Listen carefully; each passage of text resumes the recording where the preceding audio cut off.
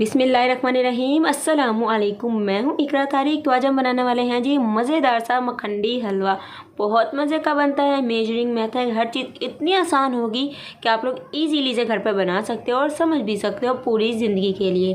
तो आप लोगों को मैं बनाना सिखाऊंगी बहुत ही आसान तरीके से, और जो भी इसे खाएगा वो ये कहे बगैर कभी नहीं रह सकता कि वाकई बहुत ज़बरदस्त बना और कैसे बनाया, आपसे वो पूछेगा भी। चलिए फिर बनाते हैं इस मज़ेदार से हलवे को, आप और हम मिलकर।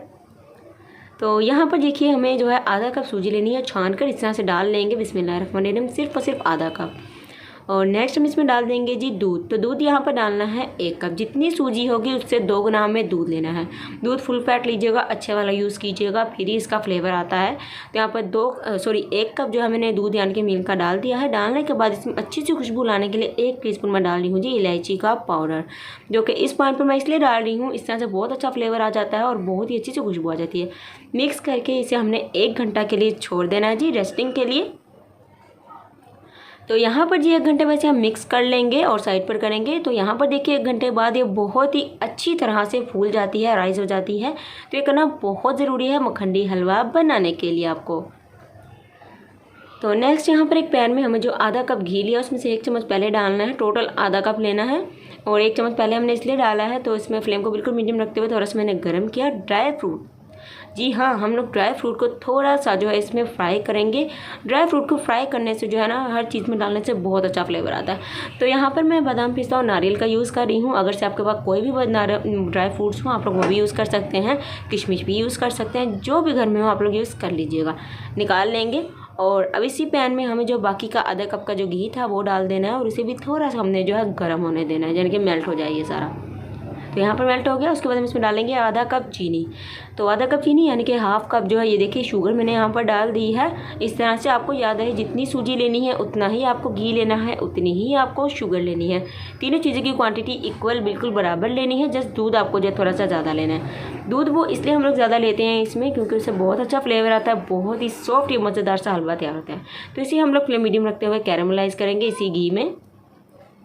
यहाँ पर देखिए कैरेमलाइज होना स्टार्ट हो गया। पानी आपने बिल्कुल भी नहीं डालना है, इसी तरह चम्मच चलाते हुए फ्लेम को मीडियम रखते हुए इसे कैरेमलाइज करेंगे, जले बिल्कुल भी नहीं। तो यहाँ पर फाइनली हो गया। इसमें डाल देंगे भीगी हुई जो दूध में हमारी सूजी थी वो डाल देनी है। तो वो शूट मैंने इसलिए नहीं किया क्योंकि बहुत ज़्यादा उछलता है। जब आप इसे डालने लगे फ़ौरन से पीछे होकर डालें क्योंकि उछलता है, मुंह पर छींटा भी पड़ सकता है, दाना भी बन सकता है, और हाथों को भी अपने बचाते हुए डालना है इस पॉइंट पर।